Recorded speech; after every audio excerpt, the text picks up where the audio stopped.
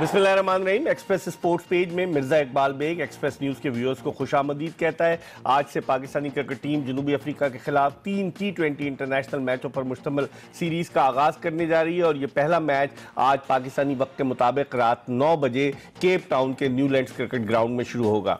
पाकिस्तान के कप्तान सरफराज अहमद वतन वापस पहुंच चुके हैं। उसके अलावा आज इमामुल हक भी वतन वापस पहुंचे, जिन्होंने मैन ऑफ द सीरीज का अवार्ड हासिल किया। इमामुल हक ने आज अपनी गलती को तस्लीम किया कि जज्बात में आकर उन्होंने इशारे किए थे सेंचुरी स्कोर करने के बाद। देर आयत दुरुस्त आयत, बड़े टैलेंटेड बैट्समैन है इमामुल हक, लेकिन अगर उनके आप कैरियर का जायजा लें तो 817 रन उन्होंने मुत्तहदा अरब अमारात और जिम्बाब्वे में स्कोर किए 15 वनडे इंटरनेशनल मैचों में। लेकिन ये सीरीज उनके लिए बड़ी अच्छी रही, जिसके लिए वो काबिल सताइश है। आज के शो में हम बात करेंगे पाकिस्तान की T20 सीरीज के हवाले से, हम बात करेंगे सरफराज अहमद के इशू के हवाले से कि मामला क्या है, क्या पाकिस्तान क्रिकेट बोर्ड के कॉरिडोर में जो सदाएं गूंज रही हैं, क्या कप्तान तब्दील कर दिया जाएगा। वही मामला हो रहा है जो 2011 के वर्ल्ड कप से कबल और 2015 के वर्ल्ड कप से कबल हुआ। इन तमाम चीजों पर बात करेंगे और गुफ्तगू के लिए हमारे साथ स्टूडियो में मौजूद है पाकिस्तान के साबिक टेस्ट क्रिकेटर, साबिक चीफ सिलेक्टर इकबाल कासिम, जो उस जमाने में 50 टेस्ट मैच पाकिस्तान की जानिब से खेले, 171 विकेटें इकबाल कासिम ने हासिल की। 999 खिलाड़ियों को इन्होंने फर्स्ट क्लास क्रिकेट में अपना शिकार बनाया। इनको पता ही था वरना ये 1000वीं विकेट भी ले लेते। इनसे बहुत सारी बातें करेंगे और इस गुफ्तगू में हम आपको भी शामिल करेंगे। अगर आप कराची से बाहर से कॉल कर रहे हैं तो कराची का कोड 021 डायल करके 35803817 पर कॉल करें और कराची के व्यूअर्स 35803817 पर कॉल करके हमसे और इकबाल कासिम से बात कर सकते हैं। ड्यूरिंग द प्रोग्राम आपको हमारा फेसबुक का एड्रेस, ईमेल का एड्रेस और ट्विटर का एड्रेस जो है वो नजर आता है। सिलसिले का आगाज करते हैं इकबाल कासिम साहब से। इकबाल कासिम साहब, T20 लोग कहते हैं पाकिस्तान इसमें बड़ा जबरदस्त है, PSL से लड़के आए और हमारी वनडे और टेस्ट की परफॉर्मेंस इतनी अच्छी नहीं। कैसे देखते हैं? लोग कह रहे हैं कि इस सीरीज में पाकिस्तान के लिए मौका है कि पाकिस्तान बआसानी जनूबी अफ्रीका को हरा सकता है। आप किस निगाह से देखते हैं? मेरा ख्याल है बात तो सही है, क्योंकि पाकिस्तान T20 के जो कॉम्पिटिशन्स हैं उसके अंदर वो फेवरेट है उसका, और उसके जो प्लेयर्स हैं, जो भी खेलने वाले खिलाड़ी हैं, वो स्पेशलिस्ट हैं और वो उन्होंने प्रूफ किया गाय बगाए। तो इसलिए हम ये कह सकते हैं कि जबकि साउथ अफ्रीका जो है वो मेरे ख्याल है 5वें-6वें नंबर की टीम है, 5वें नंबर की है, तो मोस्ट प्रॉब्ली हमारा एज होगा उनके ऊपर और इस फॉर्मेट में पाकिस्तान को बरतरी हासिल है। इमरान ताहिर भी नहीं है इस टीम में, उसके अलावा हाशिम आमला भी नहीं है और टीम निस्बतन यूथ का और एक्सपीरियंस का कॉम्बिनेशन है साउथ अफ्रीका की। तो आप समझते हैं कि पाकिस्तान के लिए, क्योंकि अगर यंगस्टर्स खेल रहे होंगे तो वो अपनी जगह बनाने के लिए अपना 100% देंगे, उनकी बात कर रहा हूँ, तो आप समझते हैं टफ टाइम देगा? मेरा ख्याल है साउथ अफ्रीका जो है T20 फॉर्मेट को मैंने देखा कि वो एक ट्रेनिंग के तौर पर लेते हैं, अपने यंगस्टर्स को वहाँ से शुरू कराते हैं। वो ज़्यादातर आप देखिए यंगस्टर्स जो है ना वहाँ खेलते हैं और उसमें फिर जो अच्छे होते हैं वो आगे बढ़ते जाते हैं। तो इसलिए ऐसा मुझे नहीं लगता कि कोई इतना ज़्यादा इफेक्ट पड़ेगा उनके खेलने से, क्योंकि उनका भी डेब्यू है, एक्सपोजर पहला लीग भी कराई इकबाल कासिम साहब, जिस तरह दुनिया के दीगर ममालिक में T20 लीग होती है, अभी साउथ अफ्रीका में लीग भी हुई। वेन डोसेन जो उनके बैट्समैन है वो उसी लीग से आए, तो आप समझते हैं उसका भी एडवांटेज हो सकता है? डेफिनेटली वो उनकी लीग का जो कॉम्पिटिशन है उसका बेनिफिट उनको मिलेगा और ये यही वजह है कि जो 2 प्लेयर निकले हैं वो उसी लीग की परफॉर्मेंस की बुनियाद पे लेके आए, तो इसलिए एडवांटेज तो उनको मिलना जरूर। अब आप अगर पाकिस्तान के कॉम्बिनेशन को देखें, लोग कहते हैं मोहम्मद आमिर जो है वो लाडला है, इस पर मैं आपसे बात करूंगा, लेकिन इस वक्त टेलीफोन लाइन पर हमें ज्वाइन किया है पाकिस्तान के साबिक टेस्ट बैट्समैन आसिम कमाल ने। सियासत की भेंट चढ़ गए, सिर्फ 12 टेस्ट मैचेस खेल सके और 12 टेस्ट मैचों में इन्होंने 8 निस्फ सेंचुरियां बनाई, चाहे भारत में रन स्कोर किए हो, चाहे वेस्ट इंडीज में, ऑस्ट्रेलिया में, पाकिस्तान में डेब्यू पे 99 रन बनाकर आउट हुए वाहिद पाकिस्तानी बैट्समैन। लेकिन वो पाकिस्तान क्रिकेट की सियासत जो है वो इन्हें दूर ले गए। इनसे बात करते हैं। अस्सलाम वालेकुम आसिम। वालेकुम अस्सलाम इकबाल भाई, कैसे हैं आप? खैरियत से? बिल्कुल, मेरे साथ इकबाल कासिम है, पाकिस्तान के साबिक चीफ सिलेक्टर। अस्सलाम वालेकुम आसिम। ये बताएं आसिम के पाकिस्तान की बैटिंग के ऊपर तो मैं बात करूंगा, लेकिन आप बड़े नशेबो फराज से गुजरे हैं। आप क्या समझते हैं जो सरफराज का वापस भेजा जाना, जो बहस चल निकली है, जो क्रिकेट बोर्ड कह रहा है कि हम सीरीज टू सीरीज तकर्रुर करेंगे कप्तान का, आपकी क्या राय है? कहीं आपको नविश्ते दीवार लिख करीब जाकर, इंग्लिश में उसको कहता, उर्दू कहाँ समझता है फेलो को आया, एक तो उसका नाम ही बड़ा मुश्किल था। फिर आप समझते हैं फ्रस्ट्रेशन में जो कुछ वहां हुआ वो फ्रस्ट्रेशन वो एयरपोर्ट पे भी आके निकालना था, ऐसा करना चाहिए था? उसके मुशीर जो मशवरा देने वाले वो कहाँ हैं? देखिए पहले जो आपने बात की ना कि पहले तो वो ये एक्सपेक्ट कर ही नहीं रहा था कि ना वो सीरियसली उसने उसको दिया। हम अपने कल्चर के हिसाब से बात करें तो हम नॉर्मली ऐसी चीज़ें मोटा काला पत्ता दुबला जुमले कसते रहते हैं। आई थिंक वो कतई उसका मतलब ये नहीं था कि वो वेस्ट इंडियन प्लेयर को अब्यूज़ कर रहा है या उसको रेशल वो जो अपने कमेंट पास तो ऐसा नहीं था। मगर क्योंकि माइक ऑन था वो चीज़ें चली गई माइक पे, पब्लिक ने सुनी और वो अच्छे टेस्ट में नहीं गई, तो इसलिए इसको ज़्यादा मुश्किल में। ठीक है, हमारी गुफ्तगू जारी है। इकबाल कासिम हमारे साथ मौजूद है। वक्त हो गया प्रोग्राम में एक छोटे से ब्रेक का। ब्रेक के बाद दोबारा आपको ज्वाइन करेंगे, हमारा इंतजार कीजिएगा। कमाल से, और वो ये कह रहे थे कि सरफराज को कूल होना चाहिए था। इकबाल कासिम साहब, जो सिनारियो सामने आया है, आप माशाल्लाह से बड़े बड़े कप्तानों के साथ खेले, इमरान खान के साथ आप खेले, अभी मैं आपकी तस्वीर भी देख रहा था नमल यूनिवर्सिटी में, अभी वजीर आजम के साथ आपकी मुलाकात भी हुई, और इमरान जिस अंदाज से आपको देख रहा था, पुरानी यादें ताज़ा हो गई। 87 का बेंगलोर टेस्ट आपने जितवाया। आप क्या देखते हैं, सरफराज अहमद की तब्दीली के कोई आसार इशारे नज़र आते हैं? देखिए, देखना ये है कि अगर फर्स्ट कर लीजिए आप एक मिनट के लिए सोच भी लें कि अगर तब्दीली करनी है तो फिर शोएब मलिक वर्ल्ड कप के बाद कहाँ होंगे, ठीक है। अगर फिर आपने वापस लाना है तो फिर ये तब्दीली जो है ना वो बेमानी हो जाएगी कि उसको कोई फ़ायदा नहीं है। इनकी कंटिन्यूटी है, इनको कंटिन्यू रहना चाहिए, ठीक है। सज़ा तो हो गई। Shoaib Malik played a good role, आए, उन्होंने उसके जगह पे फिल इन किया। फिर ना बोर्ड को यहाँ पर सपोर्ट की ज़रूरत है सरफराज को, अगर आपने उसको लॉन्गर पीरियड के लिए रखना है। अगर आपने ये माइंड बना लिया है कि नहीं अब सरफराज को हमने लाइन लगानी है और शोएब मलिक के बाद में किसी और को कप्तान बनाना है, फिर तो आप ठीक है। कुछ एक लॉबी बाबर आजम के लिए सरगर्म है, ये आपको बताऊं जो अंदर की इत्तलात है। और दूसरे, सरफराज खुद भी बैटिंग ऑर्डर में 8वें नंबर पर बैटिंग के लिए जा रहे थे। ये वही सरफराज है जिसने 2015 के वर्ल्ड कप में जब वकार यूनुस सख्त मुखालफत कर रहे थे, इसने इनिंग्स ओपन की, इसने परफॉर्म किया, साउथ अफ्रीका के खिलाफ इसको इनिंग्स ओपन करा दी। आप नहीं समझते कि सरफराज को खुद भी आगे आना चाहिए ताकि वो जब परफॉर्मेंस देगा तो लोगों के मुंह तो खुद ही बंद हो जाएंगे ना? देखिए, इनको कप्तानी मिली किस वजह से? इसी वजह से मिली थी कि ये अग्रेसिव है, अटैकिंग है, लीडिंग, बड़ा दिल है। हाँ। चले जाते हैं ऊपर नीचे, जहाँ दिल करे, जहाँ जब मुश्किल हो, तो ये एटीट्यूड इनको रखना चाहिए, इसी पर इस्तेमाल करना चाहिए, इसी की वजह से ये कप्तान बने हैं और यही मेंटेन करना चाहिए है।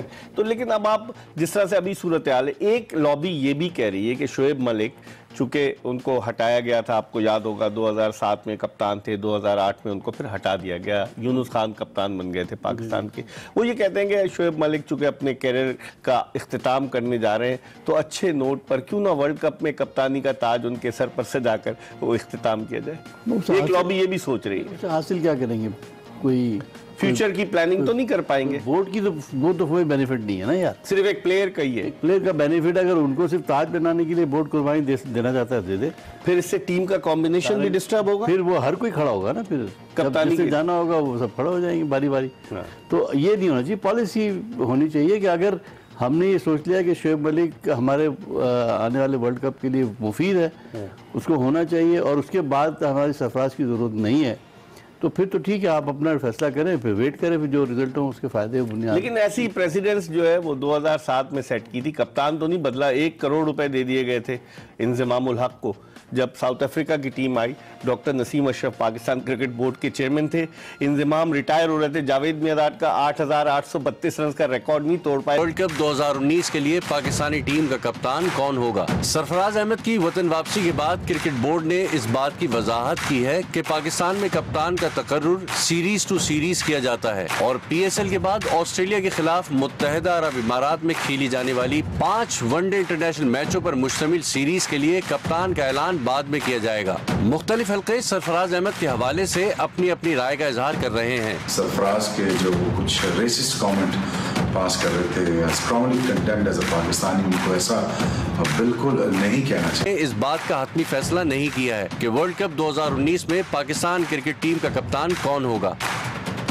जी, पैकेज आपने मुलाहिजा किया कि वर्ल्ड कप 2019 में कप्तानी का हुमा किसके सर पर सजेगा। गैर यकीनी सूरत हाल है, लेकिन इसमें कई रोल्स हैं। पाकिस्तान क्रिकेट बोर्ड ने भी अब वजाहत कर दी है कि सीरीज टू सीरीज वो कप्तान का तकर्रुर करता है और शोएब मलिक पूरी T20 सीरीज में कप्तानी कर रहे हैं। लेकिन बाज़ लोगों का, जैसे इकबाल कासिम हमारे साथ मौजूद थे, उनका यही ख्याल था कि कप्तान लॉन्गर टर्म पे होना चाहिए, हमें तवील मुद्दत के लिए। अब शोएब मलिक जो है वो तो सोल्यूशन होगा आर्जी मुद्दत का, तवील मुद्दत के लिए हमें कप्तान रखना चाहिए। और इस वक्त सरफराज ने जो परफॉर्मेंस दी है उसको मद्देनजर रखते हुए यही कहा जा सकता है कि Sarfaraz is the best choice. और जिस तरह उन्होंने परफॉर्म किया, मैं खुद था इंग्लैंड में मौजूद, पाकिस्तान जो जीता 18 जून 2000। ब्रेक के बाद एक मरतबा फिर एक्सप्रेस स्पोर्ट्स पेज में खुशामदीद।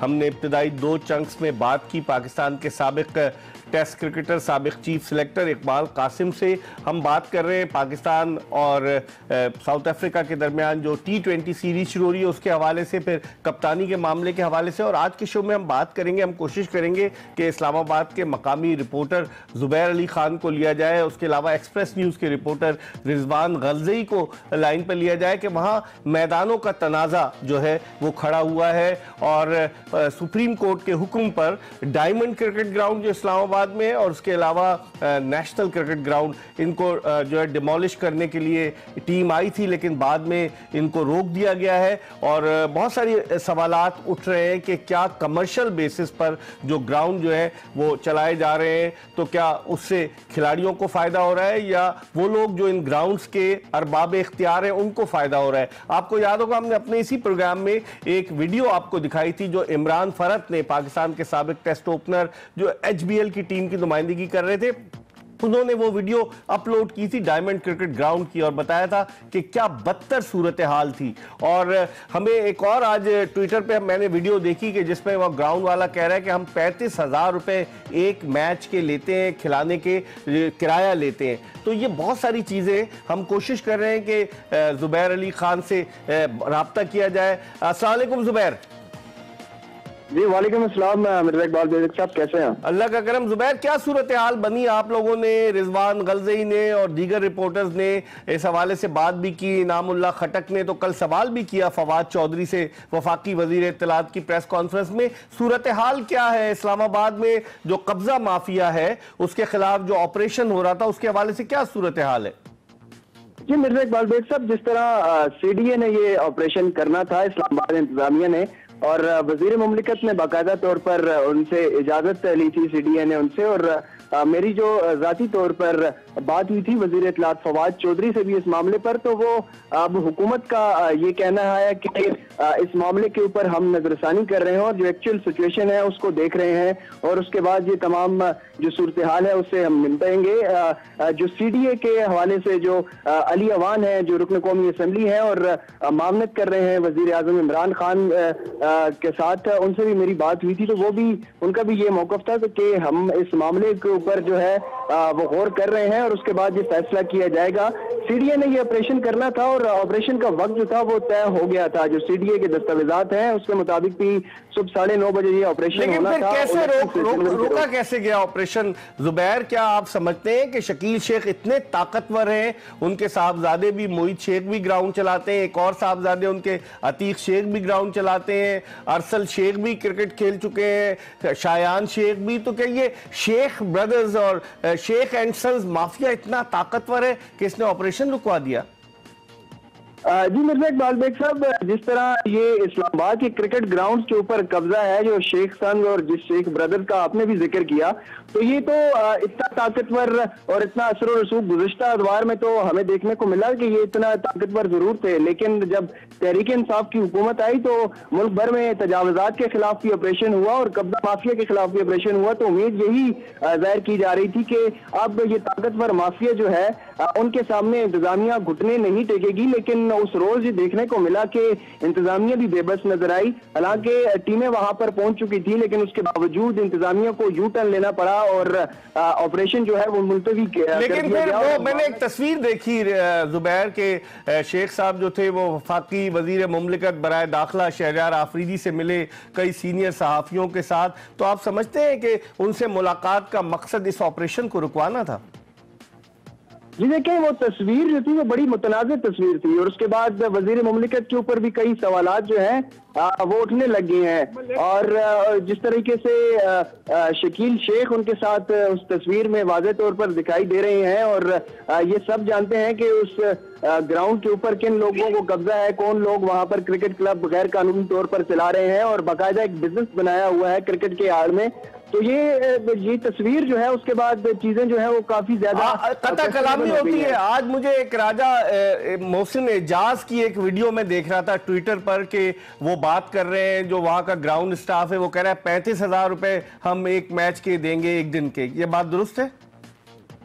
बिल्कुल मिर्जा इकबाल बेग साहब, इसी तरह हो रहा है। यहाँ पर 35,000 तो कम बता रहे थे वो। यहाँ तक इतना भी माफिया असर रसूख है कि ये इनकी मर्जी होती है, किसी से 35,000 लेते हैं, हत्ता के 80,000 रुपए तक का फी मैच का रेट जो है ये वसूल कर रहे हैं। तो बाकायदा ये एक क्रिकेट क्लब की आड़ में एक कारोबार चला रहे हैं। इनकी स्पोर्ट्स की जो है वो वर्कशॉप्स भी हैं और इस तरीके से जो फ्रेंचाइजेस हैं वो भी यहाँ चला रहे हैं और जो इनके क्लब में जो लोग खेलते हैं वो उसी फ्रेंचाइज से वो ये बताए कता कलामी होती है। बताइए ग्राउंड किसका है? ये सीडीए की मिल्कियत है, कैपिटल डेवलपमेंट अथॉरिटी की मिल्कियत है या शेख साहब की मिल्कियत है? देखिए, ये मलकियत तो सीडीए की है, सिर्फ ना इन ग्राउंड की बल्कि इन्होंने ग्रीन बैट्स के ऊपर भी कब्जा किया हुआ है जिस पर जो है वो क्रिकेट एकेडमी चला रहे हैं। और सुप्रीम कोर्ट के जो 2006 में अहकामात आए थे उसके बाद ये जितने भी ग्राउंड थे ये सीडीए के कंट्रोल में देना थे, लेकिन ये उसके बाद अभी तक इनके ऊपर ये मुख्तलिफ लोगों के, प्राइवेट लोगों के कब्जे हैं जो इनका जो पैसे लेते हैं और वो पैसे जो है सरकारी खजाने में जाने चाहिए, सीडीए के खजाने में जाने चाहिए, लेकिन ये इनकी अपनी जेबों जा रहे हैं और इन्होंने बाकायदा एक कारोबार बनाया हुआ है। यहाँ पर जो सुप्रीम कोर्ट के ऑर्डर है जो 2006 में जारी हुए थे जिसके मुताबिक जितने भी इस्लामाबाद के क्रिकेट ग्राउंड्स हैं वो सीडीए के अंडर होंगे और जो पीसीबी के अंडर होंगे। तो जितने भी इवेंट्स करवाने हैं वो सीडीए की मंजूरी के बाद इवेंट्स होंगे, लेकिन ऐसा यहाँ पर होता नजर नहीं आ रहा। और ठीक है जुबैर, आप अपनी आवाज बुलंद करें। हम कोशिश करेंगे कि ब्रेक के बाद शकील शेख साहब को मिले, उनका पॉइंट ऑफ व्यू भी तस्वीर के दोनों रुख दिखाएं। लेकिन शकील शेख साहब कल एक चैनल पर थे और वो कह रहे थे कि जो फैसिलिटीज उन्होंने दी है उनका ग्राउंड जबरदस्त है, लेकिन हमने आपको बताया कि हमारे पास वीडियो भी है, वो इमरान फरत ने वीडियो एक शेयर की थी डायमंड क्रिकेट ग्राउंड के हवाले से। बहुत सारी बातें यकीनन, चूंकि मुल्क के वजीर आजम जो है वो खुद स्पोर्ट्समैन है। 25 मार्च 1992 को इमरान खान की कप्तानी में हम क्रिकेट का आलमी कप जीते, तो यकीनन कोशिश तो यही होगी और टास्क फोर्स भी बनाई हुई है वजीर आजम पाकिस्तान ने उस हवाले से क्या हो रहा है। और जो मैदान खासतौर पर इस्लामाबाद के हवाले से, क्योंकि ये जो एंटी एनक्रोचमेंट वेव है, ये कैंपेन है, ये पूरे पाकिस्तान में हो रही है। कराची में भी शुरू हुई, लाहौर में भी हो रही है, इस्लामाबाद में भी। तो इस हवाले से यकीनन वजीर आजम पाकिस्तान नोटिस लेंगे कि वो लोग के जो स्पोर्ट्स की आड़ में नाजायज तजावुजात कायम किए बैठे हुए हैं उनके खिलाफ भी एक्शन लेना चाहिए। अगर आप भी अपनी राय का इजहार करना चाहें तो हमारा नंबर कराची का कोड 021-3580-3817 पर आप कॉल करें, हमसे बात करें। हम एक ब्रेक की तरफ बढ़ रहे हैं और जब ब्रेक के बाद वापस आएंगे तो कोशिश करेंगे कि शकील शेख साहब को भी ऑनलाइन लिया जाए, उनका पॉइंट ऑफ व्यू भी आपको सुनवाया जाए। ब्रेक के बाद दोबारा आपकी खिदमत में हाजिर होंगे।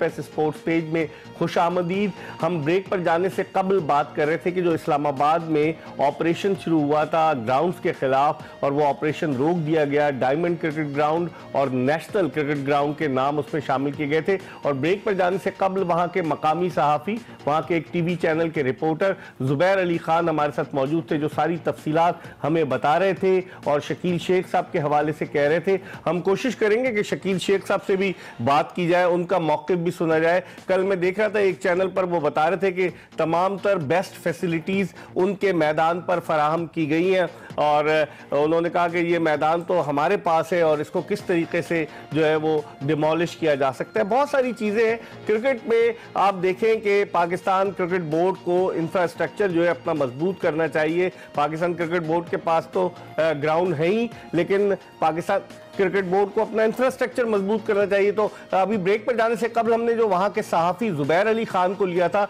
जो शकील शेख साहब के हवाले से बात कर रहे थे, इस वक्त टेलीफोन लाइन पर हमें ज्वाइन किया है इस्लामाबाद रीजन क्रिकेट एसोसिएशन के सदर शकील शेख साहब ने। इनसे हम बात करते हैं। अस्सलाम वालेकुम शेख साहब।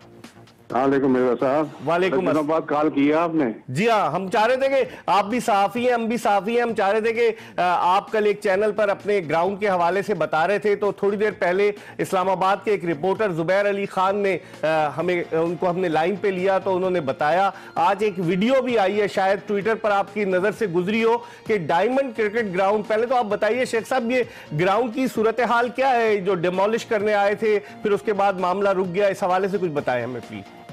जी मिर्जा साहब थैंक यू। मैंने जुबैर की बात नहीं सुनी, अगर मैं सुनता तो रिप्लाई करता, लेकिन सूरत हाल ये थी कि डायमंड के